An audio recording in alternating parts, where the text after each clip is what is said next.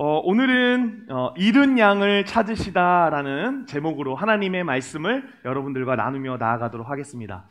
이제 3월입니다. 3월이면 여러분들은 무엇이 떠오르십니까? 벚꽃 엔딩이 떠오르십니까? 죄송합니다. 3월 하면 떠오르는 단어가 각자 다를 것입니다. 그런데 저는 무엇이 떠오르냐라고 했을 때 좋다라는 말이 떠오릅니다. 굿이라고도 하겠죠. 왜 좋다라는 단어가 떠오르냐면은 날씨가 좋잖아요. 그죠? 날씨도 좋고 그러다 보니 기분도 좋고 그러다 보니 예배하고 기도하고 말씀 보기도 좋고. 지금은 이제 불가능하지만 이제 예전 같은 경우라면 연애하기도 좋잖아요. 그죠? 우리 청년들이 봄에 많이 연애하시기를 바랍니다. 네, 연애하기도 좋죠.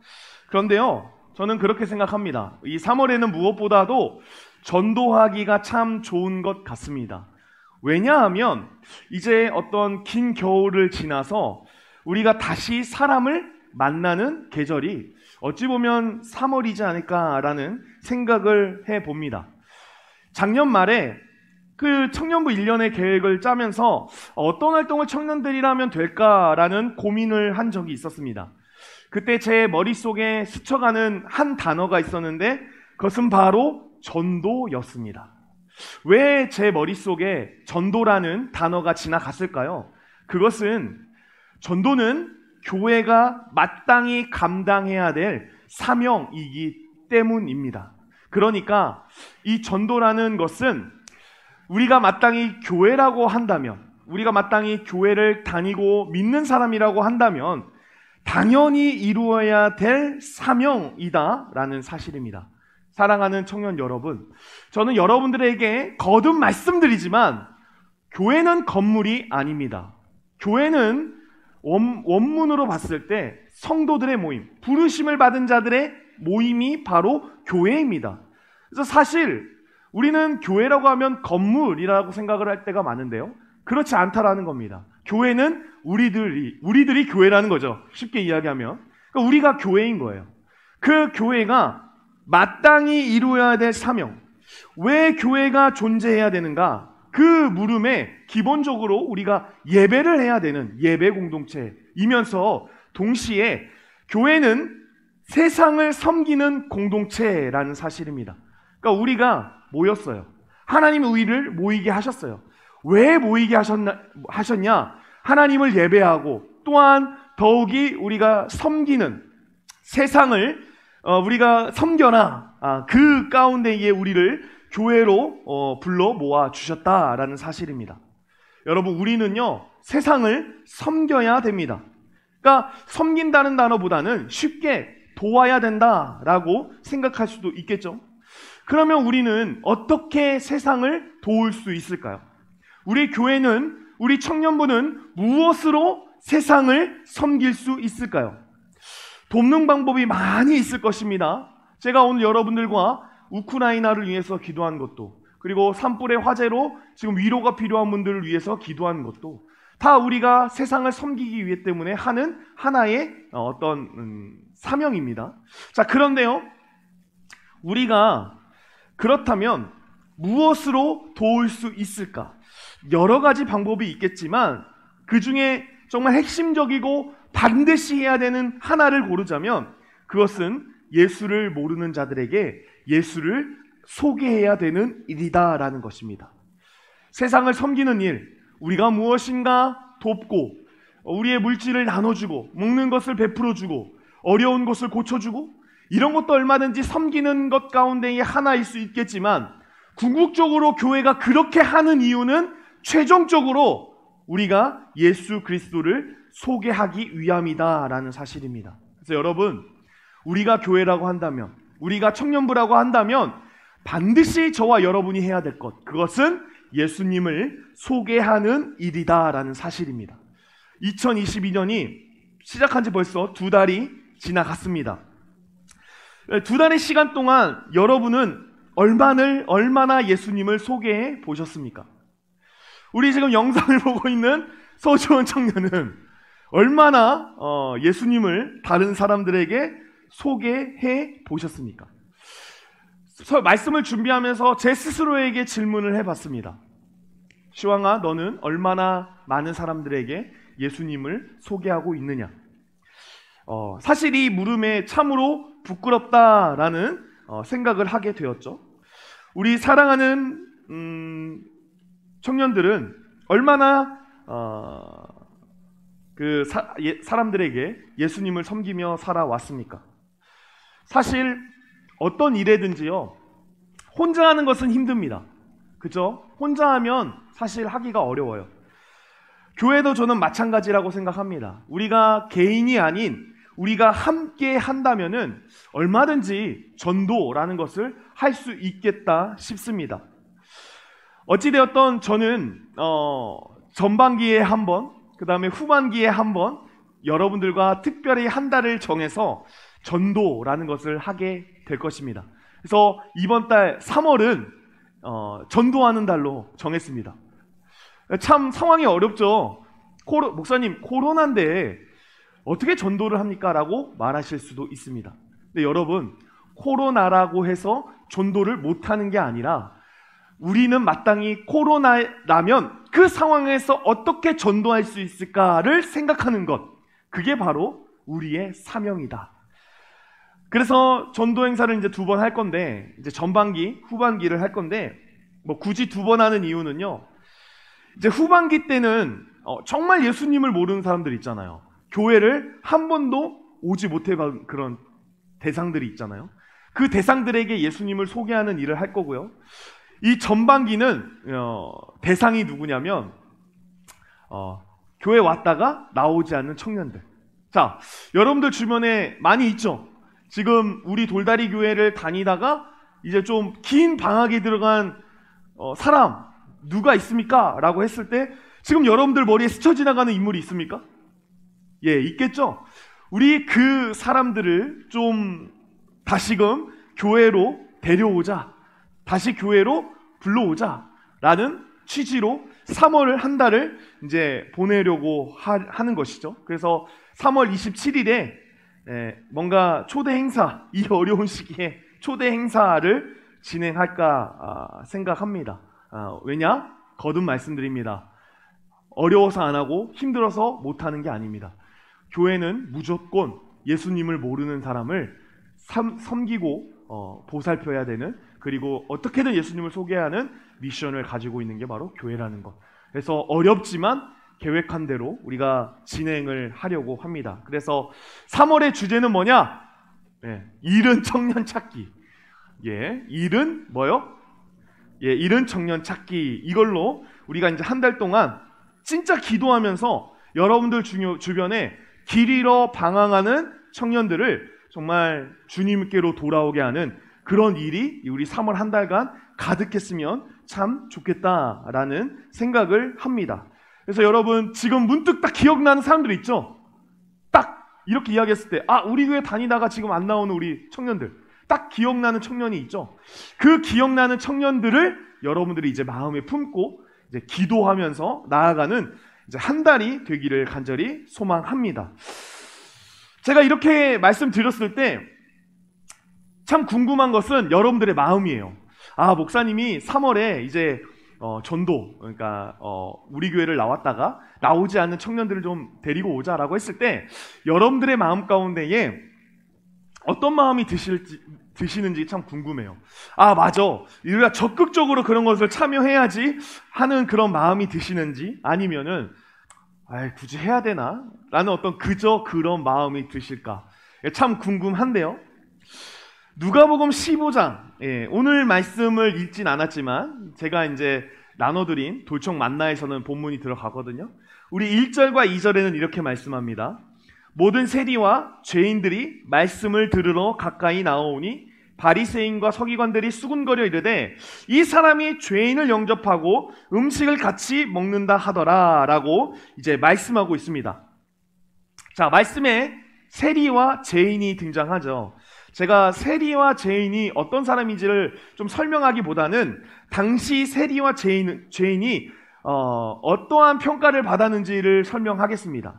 그러니까 당시 시대의 세리와 죄인들은 그 주변의 사회로부터, 사람들로부터 경멸을 받던 대표적인 소외 계층입니다. 그러니까 흔히 사람들이 무시하던 사람들이에요. 그러니까 인간 취급을 하지 않는 사람들. 그러니까 굳이도 아니에요. 그냥 어울리지 않는 사람들이 세리와 죄인이었습니다. 심하게는 그들은 지옥에 가도 마땅한 사람이다 라고 생각했던 사람들이 세리와 죄인이었던 사람들이에요. 그런데 문제가 되었던 것은 이들이 예수님의 말씀을 듣고자 예수님 앞에 온 겁니다. 자, 여러분들이 예수님이라면 어떻게 하겠습니까? 당시 사람들이 부정하던 사람들, 만약 그 사람들과 어울린다면 나조차도 부정한 사람으로 낙인이 찍히는 그 순간, 여러분들이라고 하면 그 사람들이 여러분들을 찾아왔을 때 어떻게 하시겠습니까? 저는 사실 그런 위험한 일을 하고 싶지는 않습니다.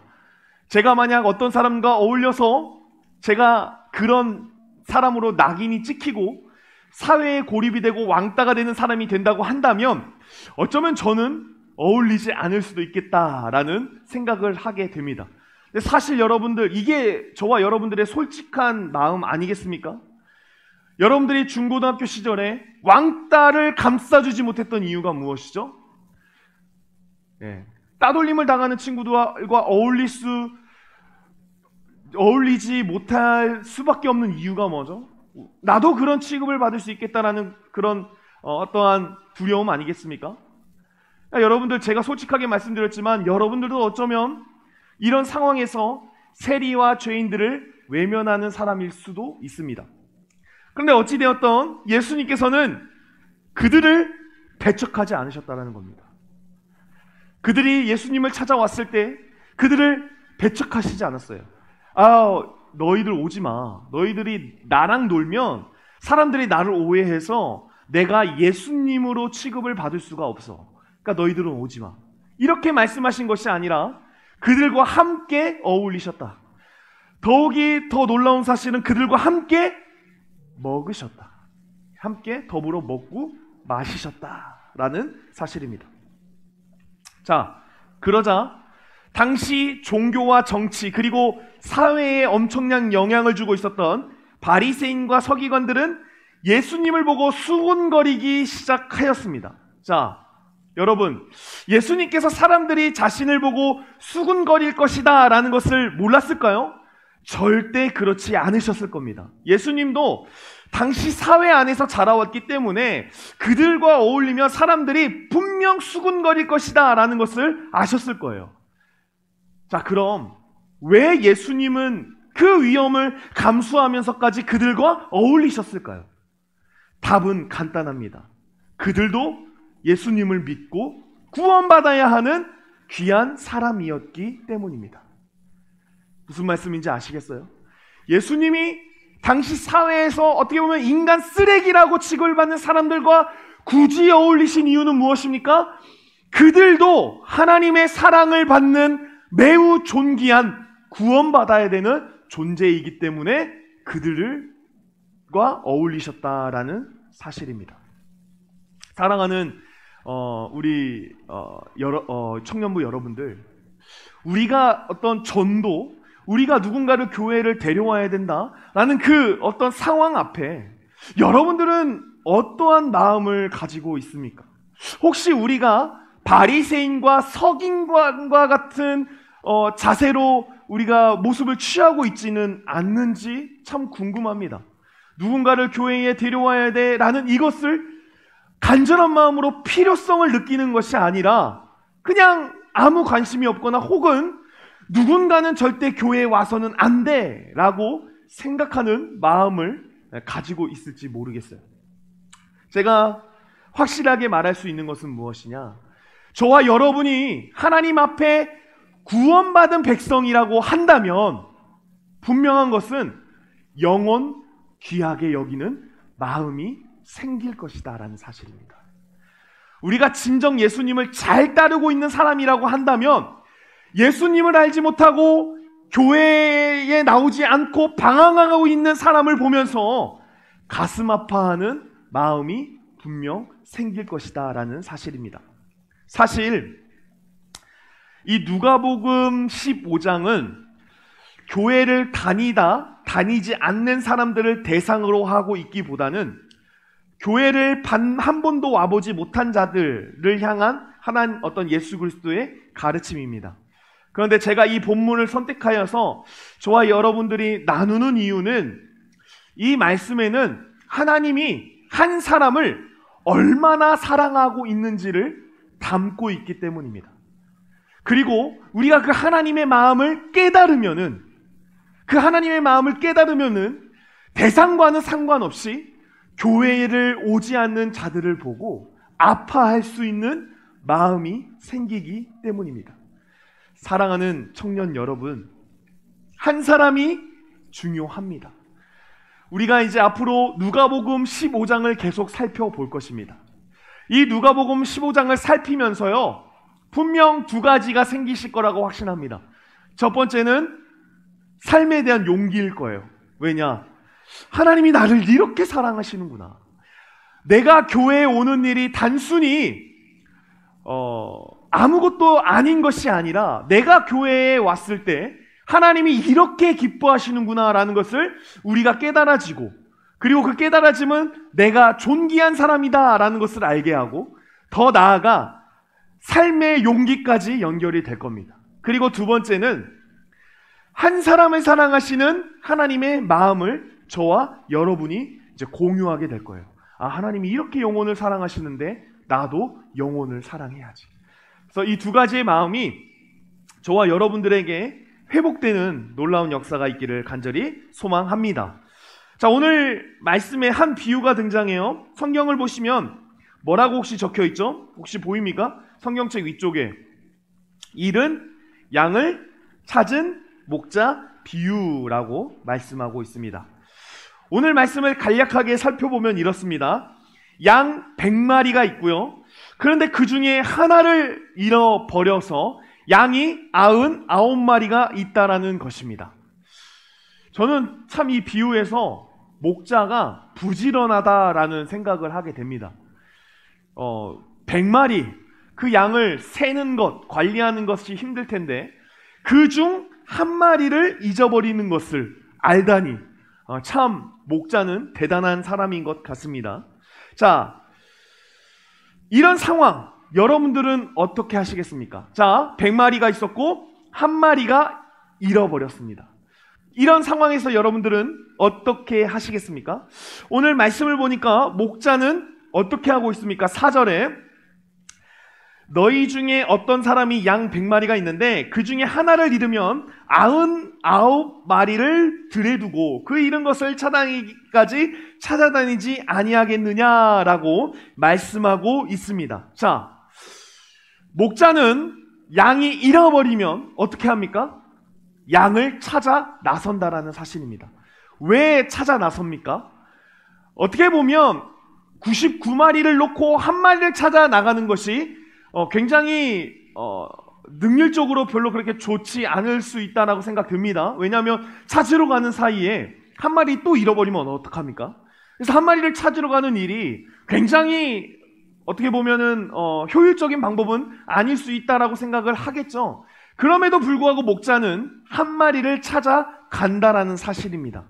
왜 그렇죠? 네, 사실 여기 원문에서는 잘 나타나지는 않지만 99마리는 안전하기 때문에 99마리는 안전하기 때문에 그냥 두고 한 마리의 양을 찾아 나설 수 있다라는 사실입니다.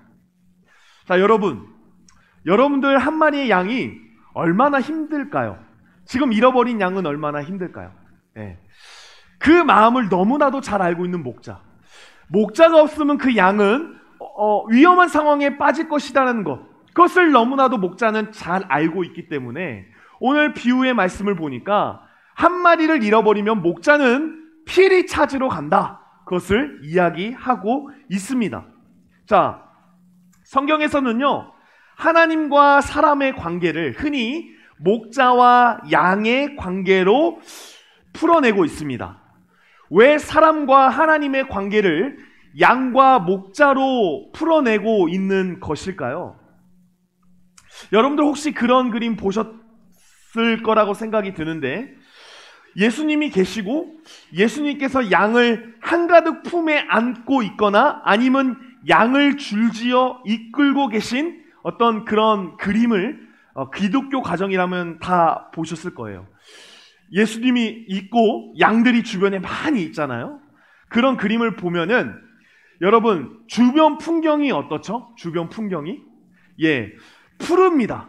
뭔가 저기서 살면은 정말 행복하겠다라고 할 정도로 주변 상황이 매우 푸르고 아름답다라는 사실입니다. 그런데 여러분, 이런 식의 풍경은 사실 이스라엘에서는 허락되지는 않습니다. 사실 그런 풍경은 어디에 있는지 아세요? 그러니까 뉴질랜드에서만 가능한 풍경이에요. 사실 이스라엘의 어떤 그 상황에서는요, 그런 풍경과 어울리지 않고요. 오늘 주보를 보시면은 제가 어떻게 짠 건 아닌데 주보를 보시면 어때요? 예수님이 양 한 마리를 찾고 계시죠. 그리고 근데 그 주변의 환경이 어떻습니까? 풀이 있지만 반면에 뭐가 많아요? 돌들이 있다라는 사실이죠. 이스라엘은 그런 곳이었습니다. 이스라엘은요, 사실 돌이 되게 많고요. 사실 푸른 풀밭이나 어떤 쉴만한 물가가 많은 지역은 아니었습니다. 그래서 이스라엘에는 양에게 꼭 필요한 존재가 있었는데 그게 바로 목자였다라는 사실입니다. 목자가 있는 양만이 무엇을 누릴 수 있냐? 안전이라는 것, 평안이라는 것을 누릴 수가 있었습니다. 성경에서 사람과 하나님의 관계를 양과 목자로 하는 것은 왜 그럴까요? 왜 그럴까요? 그러니까 말씀하고 싶으신 이유가 있는데 말씀하고 싶은 게 계신데 그것은 뭐냐? 사람은 하나님이 없이는 결코 안전한 존재가 아니라는 것을 가르쳐 주기 위함이라는 것입니다. 이스라엘에서 양이 있고 목자가 있고 양 없는 목자는 위험하듯 사람도 마찬가지라는 거예요. 사람이 하나님이 없으면 결코 안전할 수 없다. 결코 평안할 수 없다라는 것을 말하고 있다라는 사실입니다. 사랑하는 우리 청년 여러분, 저는 여러분들이 이것을 꼭 깨달았으면 좋겠습니다. 여러분, 우리는요, 하나님이 없이는 결코 안전한 존재가 아니다라는 사실입니다. 인간은 항상 스스로 강하다라고 이야기를 하죠. 그런데 여러분, 정말 인간이 강합니까? 여러분들이 스스로가 정말 강하십니까? 제가 나이를 먹고 조금 어른이 되면서 철저히 깨닫는 것은 무엇인지 아십니까? 아, 나 별 볼 일 없는 사람이구나. 나 진짜 약한 존재구나. 내가 정말 하나님의 도움이 아니고서는 내가 어디에서든 살아갈 수 없는 존재구나라는 것을 깨닫게 된다라는 사실입니다. 요즘 러시아가 참 나쁜가요? 네, 러시아가 안 나빠요? 예, 어찌되었던 전쟁은 나쁜 거죠. 어떻게 보면 저는 그런 생각을 합니다. 푸틴이라는 사람, 그 사람은 자신의 강함을 자랑하고 있지만 제가 보기에는 그 강함을 자랑하고 있는 그 사람의 모습을 보면서 참 인간이 연약하구나라는 것을 더욱더 깨닫게 되는 것 같습니다. 여러분, 인간은 연약합니다. 많은 청년들이 20살만 되면 부모님을 떠나고 교회의 신앙과 하나님을 버립니다. 거기에 있는 이유 중에 하나, 자기 마음대로 한번 살아보겠다라는 거죠. 그러니까 자기 힘으로 자기가 원하는 것을 하고 살아가겠다라는 사실입니다. 근데 여러분, 진짜 자신 있으십니까? 여러분들의 힘으로 사는 것, 여러분들의 생각으로 사는 것, 여러분들의 경험으로 사는 것, 여러분들의 능력으로 사는 것, 여러분들 진짜 자신 있으십니까? 단언컨대 그렇게 살면요, 여러분 인생은 매우 위험하다라는 사실입니다. 여러분들의 힘으로 살고, 여러분들의 마음으로 살고, 여러분들의 경험으로 살고, 여러분들의 생각으로 사는 것, 그게 강해 보인다 할지라도요, 그것은 절대 강할 수가 없고요, 오히려 우리를 더욱더 궁지에 몰아낸다라는 사실이죠. 여러분들 만약 어떤 차를 탔는데 10살짜리 초등학교 아이가 운전을 하겠다고 하면 여러분들 타시겠습니까? 예, 절대 안 타죠. 저 같아도요, 차라리 자율주행 모드에 그 차를 맡기지, 10살 차이 꼴맹이가 운전하는 차는 저는 결코 타고 싶지 않습니다. 여러분, 하나님이 없는 인생이 그런 겁니다. 우리 가운데에 하나님이 없다, 우리 가운데에 하나님이 부재하시다, 내가 하나님의 말씀에 순종하지 않는다, 내가 하나님을 바라보지 않는다, 하나님을 나의 목자로 삼지 않는다, 그건요, 갓난아이가 운전하는 것과 마찬가지입니다. 여러분들의 인생은요, 꼭 하나님이 핸들링을 하셔야 됩니다. 사람들은 착각하죠. 양이 목자 없어도 살 수 있다라고 판단합니다. 사람도 마찬가지입니다. 하나님 없이 살 수 있다라고 말합니다. 그런데 여러분, 그것은 착각입니다. 결코 우리는 하나님 없이 살 수 없습니다. 모세는요, 가나안 땅에 들어가는 이스라엘 백성들에게 경고했습니다. 신명기 8장 12절에서 14절까지를 제가 새번역 성경으로 읽어드리겠습니다. 당신들이 배불리 먹으며 좋은 집을 짓고 거기에 살지라도, 또 당신들의 소와 양이 번성하고 은과 금이 많아져서 당신들의 재산이 늘어날지라도, 혹시라도 교만한 마음이 생겨서 당신들을 이집트 땅 종살이하던 집에서 이끌어내신 주 당신들의 하나님을 잊어버리는 일이 없도록 하십시오 라고 말씀하고 있습니다. 사랑하는 청년 여러분, 인간은요, 하나님을 언제 배신한지 아십니까? 하나님을 풍족할 때 배신합니다. 이것을 모세는 너무 잘 알고 있었죠. 그래서 모세는 가나안 땅에 들어가는 이스라엘 백성들에게, 너희들이 분명 하나님이 너희들의 인생을 붙잡아 주셔서 너희들이 풍성한 길로 인도될 것인데, 만약 그 풍성해졌을 때 너희들 착각하지 말아라. 그 풍성함이 마치 너희들이 하나님 없어도 살 수 있을 것처럼 이야기를 할 거야, 말을 할 거야. 그럼에도 불구하고 너희들이 붙잡아야 될 것은 무엇인지 아니? 바로 하나님이다 라는 것을 가르쳐주고 있다는 사실입니다. 여러분, 지금 우리가 평탄하고 평안하고 내가 할 수 있는 것이 많다라고 느껴지시죠? 그 모든 것이 누구의 은혜입니까? 하나님의 은혜라는 것이죠. 그런데 문제는 뭡니까? 하나님이 주신 은혜를 우리가 은혜로 겸허히 겸손하게 받아들여야 되는데, 그것이 마치 내가 잘해서 한 것 마냥 우리는 착각을 합니다. 그래서 그 풍족함으로 내가 살아갈 수 있을 것이다 라고 생각하고 하나님을 외면합니다. 그런데 여러분, 하나님을 외면한 순간 이스라엘 백성들은 어떻게 되었습니까? 그것을 외면하는 순간 그들은 하나님을 떠난 순간 그들은 풍성함에서는 거리가 먼 백성이 되었다라는 사실이죠. 이사야 53장 6절에 전반부는 이렇게 말씀합니다. 우리는 다 양 같아서 그릇 행하여 각기 제 길로 갔거늘. 그러니까 이스라엘 백성들이 다 뿔뿔이 흩어져 제 갈 길로 갔다라는 사실. 오늘 레위기 25장 18절은 이렇게 말씀합니다. 너희는 내 규례를 행하며 내 법도를 지켜 행하라. 그리하면 너희가 그 땅에서 안전하게 거주할 것이라. 이스라엘 백성들은 하나님을 외면했습니다. 그들은 하나님을 목자로 삼았는데, 그들은 그 하나님의 어떤 목자 되심을 거부했습니다. 그러자 그들에게 찾아온 건 뭡니까? 안전이 아니었습니다. 평안이 아니었습니다. 오히려 불협,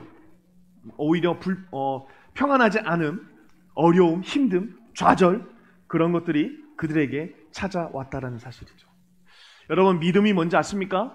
믿음은요, 난 약한 존재, 그러나 주 안에서 강한 존재라는 것을 깨닫는 것입니다. 사랑하는 청년 여러분, 우리는 약합니다. 인간은 약합니다. 인간이 지금 로봇도 개발하고 여러 가지 과학기술을 많이 발달시켰다 할지라도요, 인간은 연약합니다. 그래서 인간은 누구와 함께 살아야 됩니까? 하나님과 함께 살아가야 된다라는 사실입니다. 이것을 저와 여러분이 깨닫기를 간절히 소망합니다. 제발 부디 부탁드립니다. 여러분들 스스로의 힘으로 살려고 하지 마십시오. 하나님을 외면하지 마시고 오직 여러분들의 인생을 하나님에게 맡겨보십시오. 그때 참된 안전이 저와 여러분에게 있다라는 사실입니다. 하나님은 누구보다 하나님 밖으로 나간 자들을 보며 슬퍼하시죠. 예수님께서 세리와 죄인들과 함께 어울리신 이유는요, 그들은 하나님 밖에 있는 사람이었기 때문입니다. 그래서 그들이 다시 하나님 안에 거하는 것을 하나님은 매우 소망하셨다. 예수님은 왜 그렇게까지 합니까? 그만큼 하나님은 그들을 사랑하고 계시기 때문입니다. 여러분, 목자를 누가 떠났습니까? 양이 떠났습니다.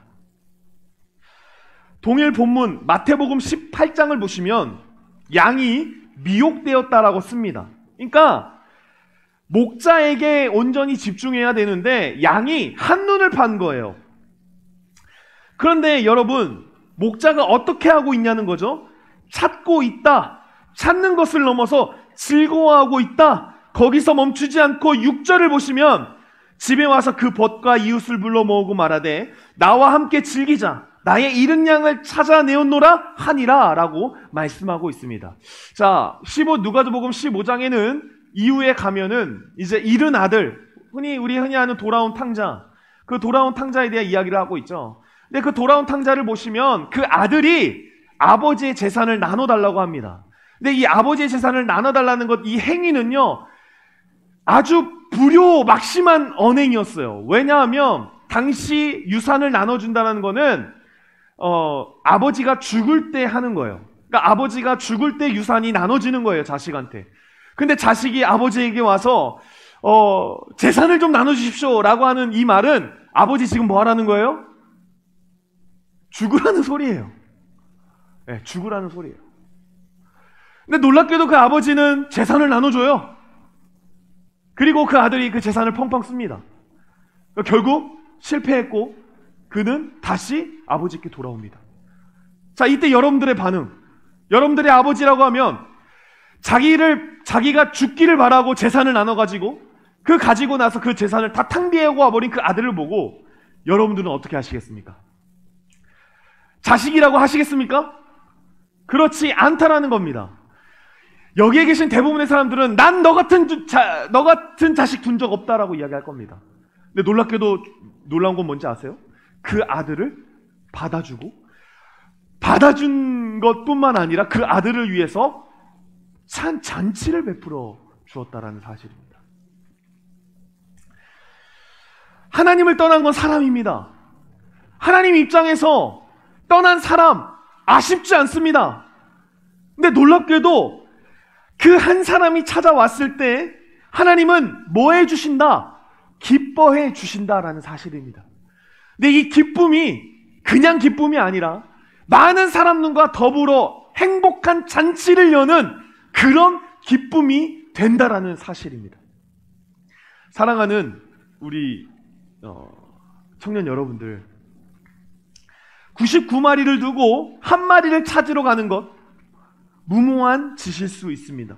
그러나 목자가 그렇게 한 이유는 무엇입니까? 길 잃은 한 마리 양을 사랑하기 때문입니다. 하나님은 이토록 저와 여러분을 사랑하십니다. 이 사랑이 저와 여러분에게 깨달아지기를 간절히 소망합니다. 여러분, 하나님은 그 한 마리 양을 사랑하신 것처럼 방황하고 있는 저와 여러분을 사랑하신다라는 것, 이것을 꼭 기억하셨으면 좋겠어요. 지금 우리가 이렇게 교회에 앉아서 있는 거, 그냥 태어나서부터 기독교 집안이었고, 또 그냥 친구 따라왔고, 또 뭐 누구 따라왔고, 이럴 수 있어요. 근데 여러분들이 여기에 발걸음을 할 수 있었던 거는 그 하나님의 사랑이 여러분들에게 존재하기 때문이다. 찾으시는 하나님의 음성이, 그리고 그 마음이 여러분들에게 들렸기 때문이라는 것을 꼭 기억하셨으면 좋겠습니다. 그리고요, 우리가 그 하나님의 사랑을 알았다라면 이제 우리가 뭘 해야 될까요? 그것은 하나님이 여신 잔치에 함께 참여하는 겁니다. 하나님이 한 사람이 돌아왔을 때, 기뻐했을 때 잔치를 열었죠. 근데 그 잔치 가운데 많은 사람들을 초대했어요. 거기에 초대된 사람들이 누굽니까? 바로 우리들입니다. 우리들이 초대되었다면 우리들도 마찬가지로 뭘 해야 됩니까? 그 돌아온 자들을 보면서, 돌아올 것을 보면서 함께 기뻐하는 자들이 되어야 된다라는 사실입니다. 예수님, 부활하신 예수님께서 베드로를 찾아갑니다. 그리고 그 베드로에게 요한복음 21장 16절과 같이 말씀하십니다. 이렇게 말씀하십니다. 또 두 번째 이르시되 요한의 아들 시몬아, 내가 나를 사랑하느냐 하시니 이르되 주님 그러하나이다. 내가 주님을 사랑하는 줄 주님께서 아시나이다. 이르시되 내 양을 치라 하시고 라고 말씀합니다. 잠깐 말씀 띄워주세요. 자, 보시면은 누구의 양을 치라고 말씀하고 있습니까? 네예요? 어이예요? 아이예요? 아이죠. 내 양을 치라. 예수님께서 베드로에게 내 양이 아니라 내 양을 치라라고 말씀하고 있다라는 사실입니다. 그러니까 뭐예요? 베드로는 어떤 사람이에요? 어떠한 사람들보다 앞선 사람들이었죠. 어떠한 사람보다 예수님을 철저히 사랑하는 사람이었죠. 그 사람에게 예수 그리스도께서 하신 말씀을 뭐냐? 내 양을 쳐라. 여러분, 오늘날 우리에게도 하나님, 예수님은 말씀하십니다. 여러분, 예수님의 양을 우리가 쳐야 됩니다. 그런데 여러분, 가끔 우리가 예수님의 양을 치다 보면 무리에 이탈한 양이 있죠. 그러면 예수님 앞에 참된 베드로, 참된 목자라고 한다면, 예수님의 어떤 명령을 귀에, 마음에 간직하고 있는 하나님의 은혜를 아는 사람이라고 한다면, 그렇게 길 잃어버리는 양이 있으면 어떻게 할까요? 당연히 찾으러 가겠죠. 오늘 말씀에 나오는 한 목자가 우리가 되어야 하겠죠. 여러분, 우리 주변에는 참으로 많은 길 잃은 사람들이 있습니다. 예수님이 싫어서, 하나님을 싫어서 나는 이제 더 이상 교회를 다니지 않을 거야 라고 교회를 떠났고, 그렇게 자기 마음대로 사는데, 자기 마음대로 살면 좀 잘 살면 좋겠지만 그러지 못한 많은 청년들이 있습니다. 그 청년들을 보시고 예수님께서 어떤 마음이실까요? 안타까워하면서 돌아오라고 손짓하고 있으시겠고, 우리에게는 뭐라고 말씀하실까요? 너희들이 저들을 쳐라, 저희들을 찾아와라, 이렇게 말씀하고 계시지 않으시겠습니까? 제가 청년들이랑 이런저런 이야기를 하면서 제가 너무나 안타까운 게, 가끔은 그런 생각해봐요. 내가 정말 능력 있는 사람이었으면 좋겠다. 그러니까 예를 들어서 제가 목사를 하면서 현대자동차의 회장인 거야. 그러면은 여러분들 막 취업 걱정하잖아요. 그러면은 여러분들을 내가 다 취직시켜주는 거야.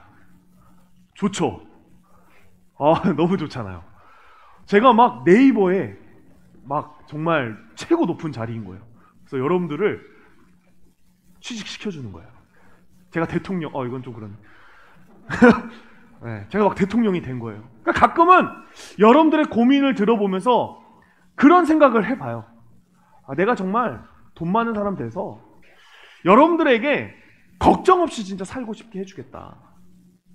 근데 하나님은요, 저한테 그런 기도는 응답 안 하세요. 하나님, 제가 청년들을 좀 알짜리를 알선해주고 싶습니다. 그러니까 제발 저를 현대자동차만큼, 회장만큼 만들어 주십시오. 기도도 안 할 뿐더러 하나님은 한 번도 저를 그렇게 만들어 주시지 않더라고요. 여러분들에게 제가 인생, 세상이 말하는 어떤 스펙? 그런 것들을 사실 채워줄 수는 없어요. 그런데 그 가운데 저에게 들어온 하나의 말씀이 뭐냐? 사도행전 3장 6절이었어요. 사도행전 3장 6절. 베드로가 이르되 은과 금은 내게 없거니와 내게 있는 이것을 내게 주노니 나사렛 예수 그리스도 이름으로 일어나 걸으라 하고. 여러분, 제가 여러분들 직장 때문에 고민하고 영끌족이라고 해서 집 때문에 고민하는 여러분들을 위해서 해줄 수 있는 것은 돈이 아니더라고요. 제가 여러분들에게 해줄 수 있는 것은 뭐예요? 예수 그리스도가 있다라는 것. 예수 그리스도께서 우리의 능력이 되신다라는 것. 그게 가장 값진 일이다라는 것입니다. 여러분, 세상에 많은 사람들이 좋은 직장을 가지고도, 좋은 집을 가지고도, 많은 돈을 가지고도 자신의 인생을 실패자로 여길 때가 참으로 많이 있습니다. 왜 그럴까요? 그것은 스스로의 힘으로 살려고 하기 때문입니다. 여러분, 우리가 어떠한 상황에서도 우리의 인생이 정답, 진리, 그리고 어떠한 인생에서도 우리의 인생이 참으로 알차다, 보람차다, 평안하다라고 고백할 수 있는 것은 돈과 금과 은에 있는 것이 아니라 오직 예수 그리스도 안에 있다는 사실입니다. 그래서 제가 여러분들에게 해줄 수 있는 말은 딱 한 가지입니다. 여러분, 우리에게는 예수님이 계십니다. 우리가 비록 돈도 없고, 우리가 비록 어디 가야 될, 나 찾아줄 직장 하나 없지만, 그럼에도 우리가 낙담하고 좌절하지 않을 수 있는 이유는 우리에게는 누가 계십니까? 예수님이 계시다. 그 예수님이 우리와 함께 하셔서 우리에게 능력 베풀어 주시고, 난 우리의 인생이 어떻게 사는 게 값진 것인가를 안내하고 지도하고 계신다. 여러분, 예수님이 계십니다. 그 예수님의 마음을 우리가 깨달아 지금 방황하고 있는 많은 청년들, 그들에게 여러분들이 해줄 수 있는 것은 아무것도 없습니다. 그러나 여러분들이 해줄 수 있는 것은 단지 예수님을 그들에게 소개하는 일입니다. 그러기 위해서는 우리가 길 잃어버린 그 청년들을 다시금 예배 앞에 서게 하는 것, 그게 우리가 유일하게 할 수 있는 길이다라는 사실입니다. 저와 여러분이 그것을 깨닫고 이번 3월 한 달 동안 여러분들이 만약 길을 잃어버렸다면 예수님을 부르십시오. 예수님을 붙잡으십시오. 그리고 여러분 주변에 길 잃은 영혼들이 있다면 그들에게 예수님을 소개하십시오. 그래서 정말 이 숙제 같은 인생이, 이 숙제 같은 어떤 인생이 풀리는 놀라운 역사가 있기를 간절히 소망합니다. 우리 시간에 함께 찬양하겠습니다.